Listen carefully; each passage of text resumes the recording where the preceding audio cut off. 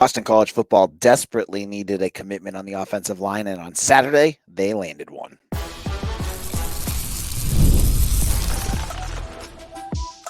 You are Locked On Boston College, your daily podcast on the Boston College Eagles.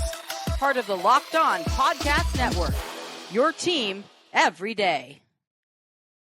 Hello, everyone, and welcome. This is AJ Black, and this is Locked On Boston College, your team every day. Today's episode is brought to you by FanDuel. Make every moment more as playoffs wind down. The sports stop sporting like we want them to, but this summer, FanDuel is hooking up all customers with a boost or bonus daily. That's right. There's something for everyone every day, all summer long. Visit FanDuel.com/lockedon to get yourself started. So, all our everydayers out there, you guys have been listening and you've been hearing me talk about the success Boston College has landed on the recruiting trail. One position they had not had a lot of success at is the offensive line. We're going to talk about one commitment that came in over the weekend. I'll explain who that is and why it's a big deal. Secondly, we're going to go over the end of June. How are we going to grade this month for BC in terms of recruiting? I'll give you my grade and I'll explain why I give the grade that I do. Finally, NBA draft, NHL draft happened over the last week. 4 Eagles, 1 basketball, 3 hockey, were drafted to the pros. We'll talk about all 3 of them and look at what the situations look like. We'll get into all of that on a jam-packed episode of Locked On Boston College here. Now, for my everydayers out there, we have seen one commitment on the offensive line, and it's been tough. Feels like a little bit of year 2 of this, because last year BC also struggled with recruiting on the offensive line. You have Robert Smith of Ohio. He committed earlier this month. Good, right? You got 1. But you're looking for, what I was told, a class of 4 to 5 offensive linemen. You only have 1. You're not doing too hot.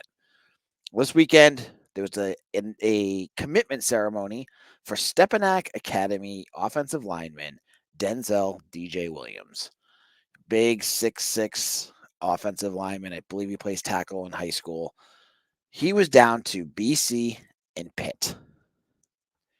He had an Instagram live feed, and who did he pick? Boston College. So check that one in a box of, hey, something positive happened on the offensive line. So this is a good one for BC because Williams, he was starting to get a lot of attention. I think Pitt was interested in him, Duke, Syracuse. There were a number of schools, James Madison. So for BC able to land him, a guy that had been on their board for a while, is a big get, because now you have 2 offensive linemen.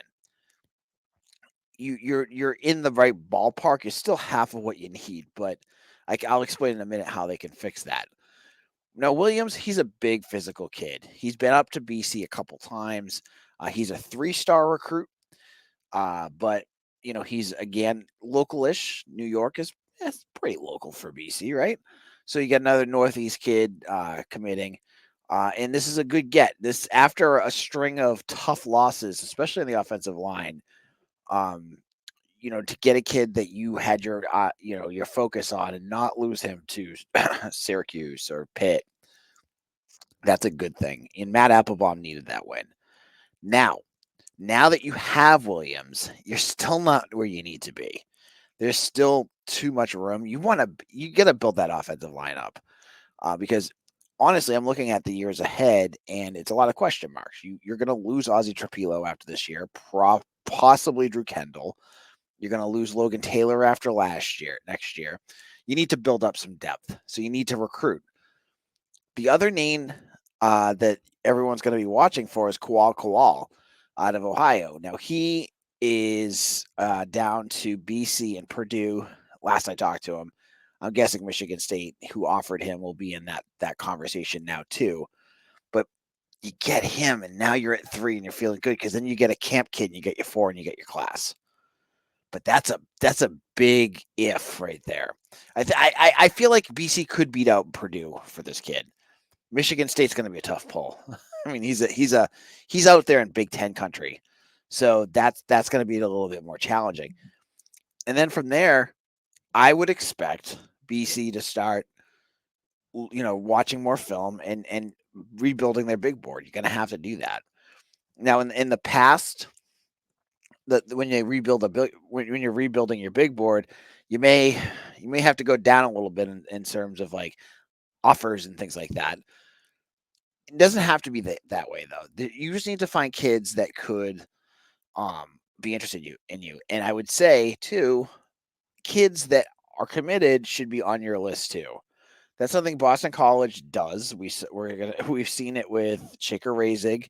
We've talked about Marcus Upton, who was committed to Syracuse. Razig was committed to Utah. It's the world of college sports, folks. This is the way things work. It's icky, but that's how it works.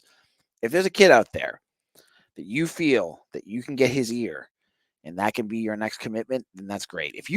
Honestly, like if we can get to the start of the season with 3 commitments on the offensive line, I feel pretty good. But that third one's going to be a tough one. So who's it going to be? How are they going to get them? That's going to be the big question. And I would really keep an eye on any new offers or, check out Eagle Insider. I do talk to the staff a lot. They keep their flip candidates very quiet. So if you're thinking there's like a kid that might be on another team and you're looking to see if I would know, they don't like to. BC does not tell me about the kids that they're targeting most of the time. I can usually get a little bit here and there, but they usually don't like to talk about that. You usually have to kind of do a little research on your own and it might pop up. But I get a feeling that's going to have to be where it goes. It's going to either be qual or an uncommitted kid for that third spot, and then from there you're going to probably go with senior season tape for number 4. This position still concerns me, but getting Denzil Williams is absolutely a step in the right direction. It feels good to have 2. It's a little bit less adjective producing than having 1. It's still not where you need to be, but Williams is a good get for BC. This is a kid with multiple Power 5 offers. Did not allow a single sack last year as an offensive lineman. So he's had, he's a successful kid. So he's going to be a good fit at Boston College. Now, in segment number 2, I'm going to continue our conversation on recruiting as I'm going to get into the month of June. And I'll give you my grade on how things went. I'll look at the misses, the hits, and everything in between. All of that coming up in just a moment. Sports. I love sports. I love them so much, I never want them to stop. But as the playoffs wind down and end, we get fewer games. It's like baseball, and that's it. Maybe the Olympics, maybe there's other things, but it's not the sporting that I want on TV. It's not enough. But FanDuel, they let me keep the sports going whenever I want. All I have to do is open the app and dream up bets anytime I'm in the mood. And as I said, baseball, I like watching baseball, but I love doing prop bets on home runs or prop bets on over under on strikeouts. Those are my jam. And this summer, FanDuel is going to hook you up, and they're going to hook up all customers with a booster or bonus daily. That's right. There's something for everyone every day all summer long. So head over to FanDuel.com/lockedon and start making the most out of your summer. FanDuel, the official sports betting partner of Major League Baseball.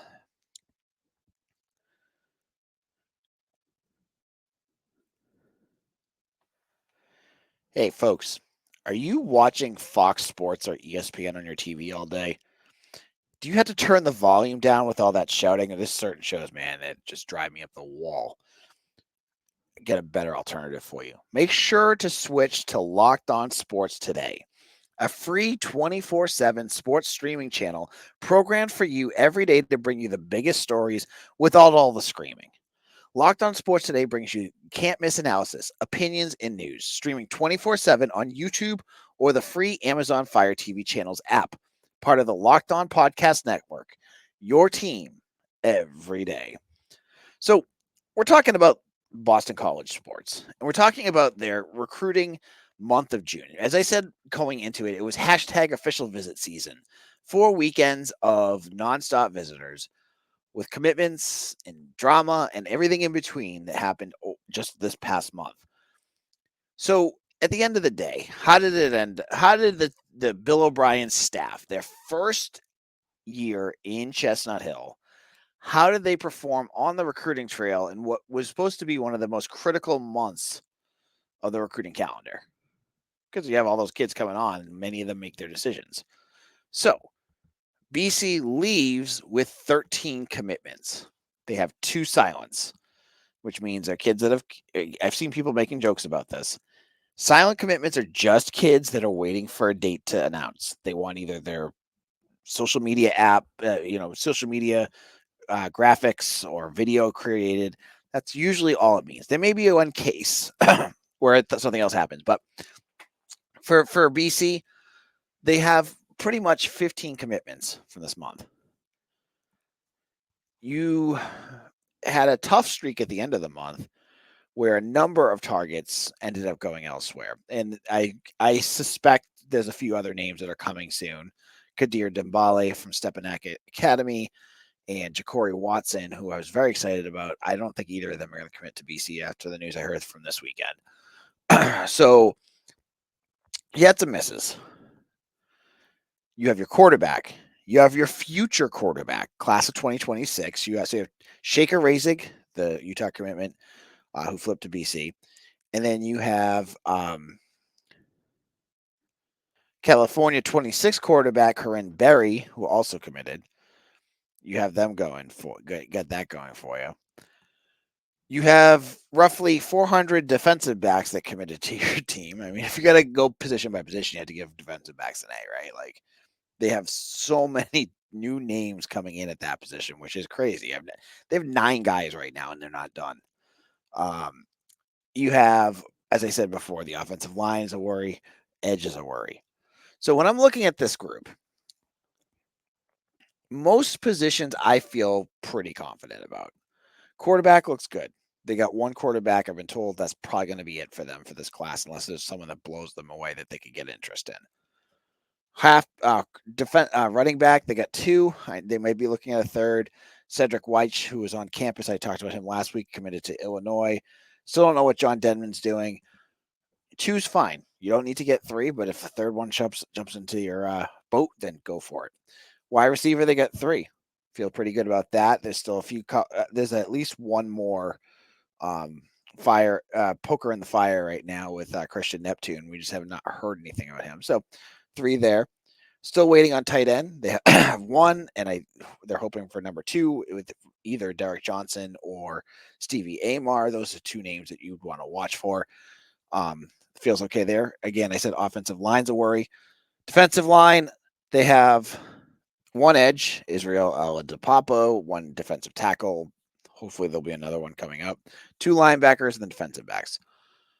When I look at the whole scheme of things, did they get the names that I was hoping they would get? In most cases, yes. I'm not going to say they got all of them, especially at the beginning when Jordan Houston from St. Thomas More and Chris Vigna from Bergen Catholic committed to Rutgers in that first weekend. That was a tough first weekend. Those 2 names were 2 I was hoping BC would be able to land. They didn't even get them on campus.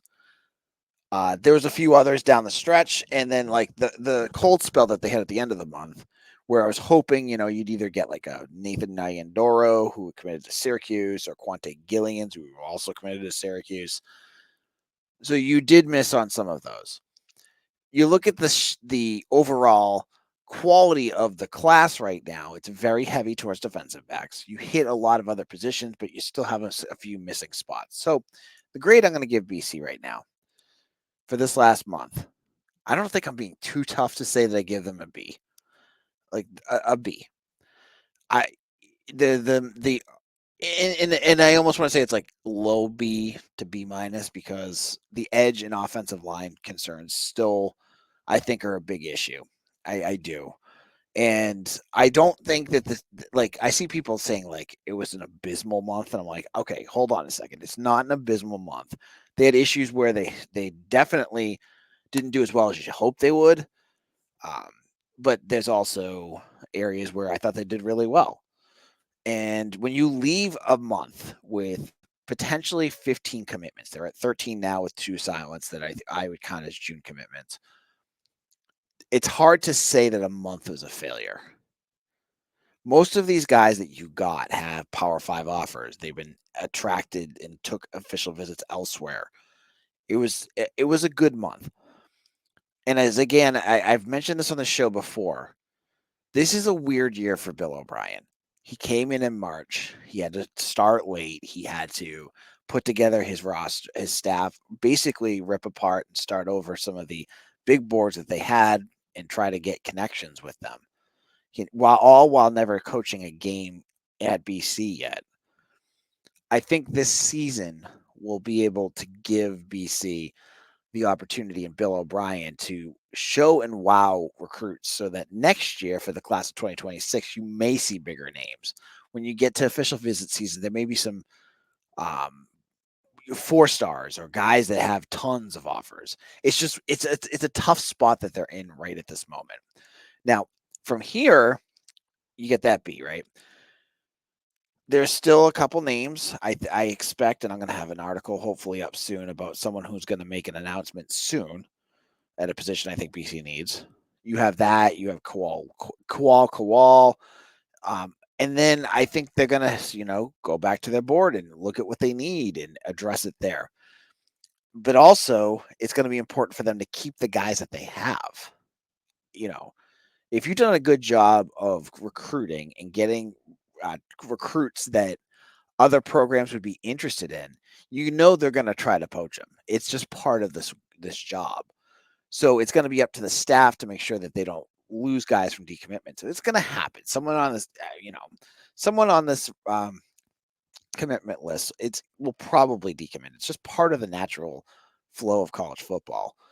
But that's going to be the next steps for that. So keep your eyes open. And if you haven't already, let me just tell you, I'm over at Eagle Insider. Starting on the 2nd, we're going to have 2 weeks where you can get either $1, you can get a month of coverage for VIP from me. Or if you want a yearly subscription, you can get it for 50% off. So those deals are going on Eagle Insider starting on Tuesday. Hope you guys take advantage of it because I got a ton of stuff going on. And, we're getting ready for the regular season. And you want to make sure you get in and get all that good information from guys like me and Mitch that know what we're talking about. We love BC. We're not, someone from another program that's trying to cover BC sports and doesn't know anything about it. We know our stuff. So come on over to Eagle Insider and make sure you keep listening to Locked On BC at your team every day. I'm doing this every day right now, and I do it because there's so much good stuff that I want to share with you guys. I hope you're enjoying it. Now, in our final segment, let's stop talking football recruiting for a moment and look at the draft. And I'm talking the NBA and NHL draft, as there's a bunch of names from BC going to the pros, and we'll talk about who they are and where they're going. We'll get into that in just a moment. Locked On Boston College, your team every day. This is AJ Black. And I want to make sure before we get into this that you know that you can find Locked On BC on Sirius XM. So all you need to do is get the Sirius XM app and search Boston College, and you're going to be able to find my show on Sirius XM. So check that out. I think you'll enjoy it. Now, let's wrap things up. We're talking about the draft. The NBA draft was held last week, and I have to tell you, I posted on Wednesday or Thursday, because it was the second day of the NBA draft. Will Quinten Post get drafted today? And I got a bunch of people saying, no, AJ, I've seen a whole bunch of mock drafts. And I was like, oh man, am I stupid? Did I just mess things up here? And lo and behold, I didn't I didn't really prep much because I was like, they must be right. I'm I know about the NBA draft, but I don't know the ins and outs about like the second day stuff. So maybe I was wrong. I'm sitting there eating dinner and I look at my phone and I'm like, oh, Quinten Post just got drafted by the Golden State Warriors. And there was some confusion because I think it was the Oakland Thunder's pick or something like that, but he's with the Warriors. So Quinten Post now gets to play with Steph Curry and Draymond Green and whoever else they bring in. I know Klay Thompson just left, but that's a great spot for him.